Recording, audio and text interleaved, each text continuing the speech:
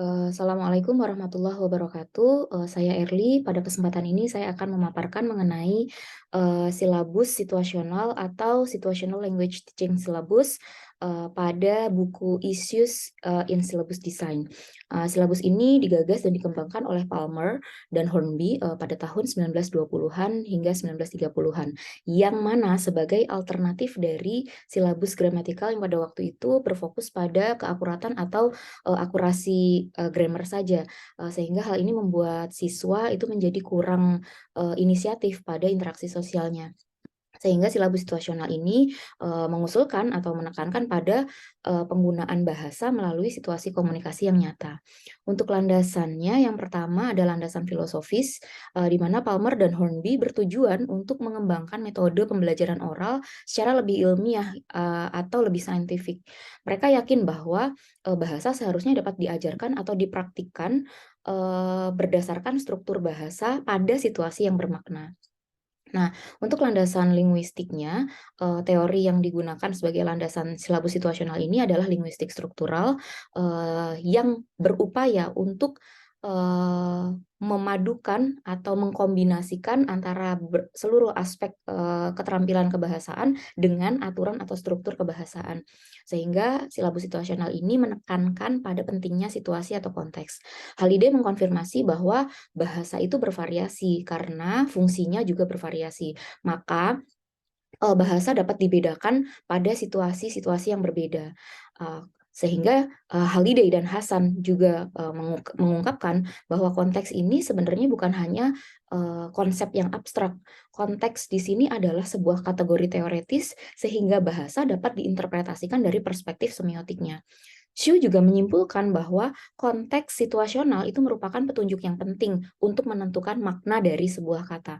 Menurutnya, ketika berbicara di gereja itu akan sangat berbeda dengan ketika kita berbicara di rumah atau di restoran. Nah, kemudian landasan yang ketiga itu adalah landasan psikologis. Selain tadi teori yang melandasi silabus situasional ini adalah linguistik struktural, silabus ini juga dilandasi oleh teori behavioristik, sehingga pendekatannya menggunakan pendekatan psikologis. Untuk proses pendekatan silabus situasional ini ada 3 proses, yaitu pemberian materi baru atau siswa pembelajar menerima materi baru dan pengetahuan baru, adanya repetisi atau pengulangan, kemudian praktik aktual hingga menjadi keterampilan yang otonomus atau keterampilan yang muncul pada siswa. Kemudian hal yang penting garis bawahi adalah pada silabus situasional ini tidak boleh ada kesalahan, karena kesalahan akan menimbulkan kebiasaan yang salah. Nah, posisi grammar pada silabus ini tidak diajarkan secara eksplisit tetapi secara induktif. Wilkins menentukan bahwa ada beberapa fitur penting dalam silabus situasional ini. Yang pertama adalah konteks fisik, yang kedua saluran komunikasi atau apakah itu secara lisan ataupun tulisan, lalu jumlah dan karakter pembelajar, dan hubungannya dengan di mana kegiatan bahasa itu berlangsung. Untuk objektif atau tujuan dari silabus situasional sendiri, yang pertama menurut Richard dan Rogers ingin mengajarkan perintah praktis dari 4 keterampilan bahasa pada situasi tertentu. Jadi struktur kebahasaan ini dapat diterapkan melalui keterampilan.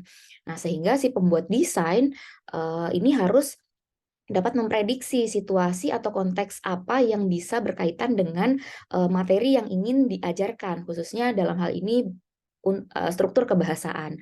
Nah, silabus ini juga tidak dapat diterapkan. Silabus ini diterapkan untuk kelas jangka pendek, jadi tidak bisa diterapkan untuk jangka panjang. Dan yang dipelajari hanya kemahiran bahasa yang tidak menyeluruh. Jadi pada konteks atau situasi tertentu saja. Nah, lalu tujuan yang kedua adalah mengajarkan ketepatan pengucapan dan penggunaan struktur grammar yang tepat pada situasi tertentu. Untuk implementasinya yang pertama adalah pembuat desain kurikulum harus menyediakan atau pengajar ya, harus menyediakan konteks yang konkret agar pembelajar dapat mudah memvisualisasikannya. Yang kedua, memenuhi komponen silabus situasional, diantaranya adalah konteks fisik, saluran komunikasi yang tadi lisan atau tulisan, kemudian aktivitas bahasanya apakah produktif atau reseptif, kemudian jumlah partisipan atau pembelajarnya, dan tipe aktivitasnya. Artinya ini kaitan materi atau struktur grammar dengan tempat percakapan itu berlangsung. Nah, lalu implementasi ini berkaitan dengan bagaimana peran pembelajar. di sini peran pembelajar tidak memiliki peran yang penting terhadap apa yang dia pelajari. Kenapa? Karena pembelajar hanya mendengar lalu mengulang apa yang sudah diucapkan oleh pengajar. Nah, sebaliknya implementasi dalam peran pengajar di sini berkebalikan dengan peran pembelajar. Pengajar di sini memiliki peran yang sangat penting, yaitu sebagai model dalam pembelajaran, di mana tugasnya memberikan instruksi, mengoreksi kesalahan siswa, kemudian menyediakan waktu bagi siswa atau pembelajar untuk berbicara sebanyak mungkin. Secara umum saya rangkumkan bahwa proses implementasi ini siswa diperkenalkan dengan kata atau frasa baru, kemudian mengaitkannya dengan situasi yang nyata atau konkret, kemudian meminta siswa untuk menggunakannya yang sudah dipelajari tadi pada aktivitas di dalam kelas. Nah, untuk prosedur penerapan silabus situasional ini, kunci utama dari silabus situasional ini adalah pentingnya konteks atau situasi. Nah, ini saya bagi menjadi 4 penjelasan. Yang pertama terkait dengan isi pembelajarannya. Ini terdiri dari 4 aspek pengucapan atau pelafalan, adanya revisi, ada materi baru, kemudian terjadi pengulangan, dan kemudian membaca materi baru.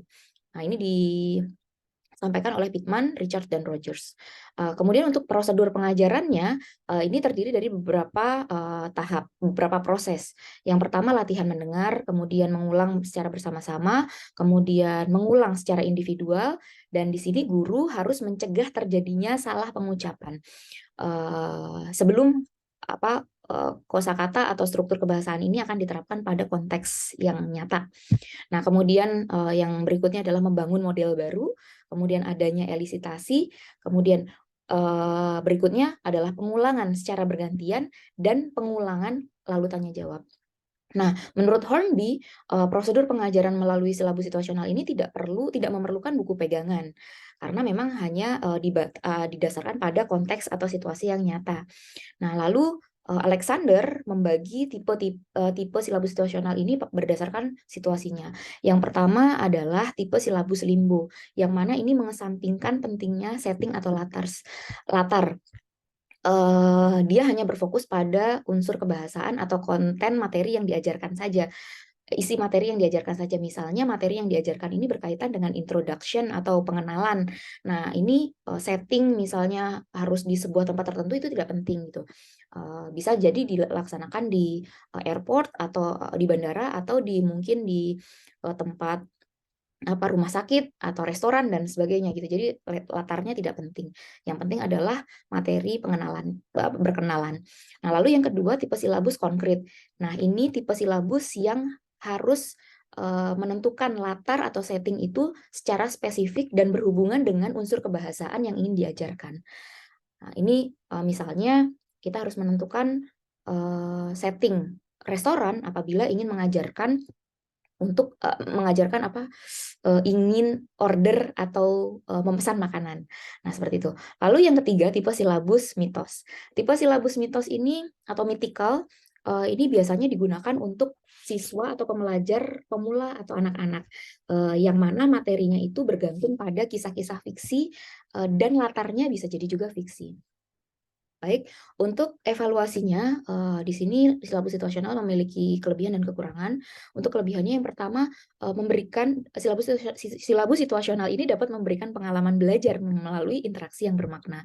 Lalu struktur kebahasaan dapat dipelajari pada situasi tertentu, situasi yang konkret, yang nyata. Kemudian hal ini, proses pembelajaran ini dapat memotivasi pembelajar untuk mengalami kebutuhan komunikasi sehari-hari melalui pembelajaran yang nyata. Nah, adapun untuk kekurangannya, menurut Wilkins, konteks fisik ini tidak secara langsung bisa berkaitan dengan kebahasaan yang digunakan gitu. Misalnya di restoran juga belum tentu untuk memesan makanan seperti itu. Nah, maka Wilkins juga menyampaikan bahwa bahasa yang dipraktikkan di dalam kelas itu bisa jadi berbeda dengan bahasa yang digunakan pada kehidupan nyata.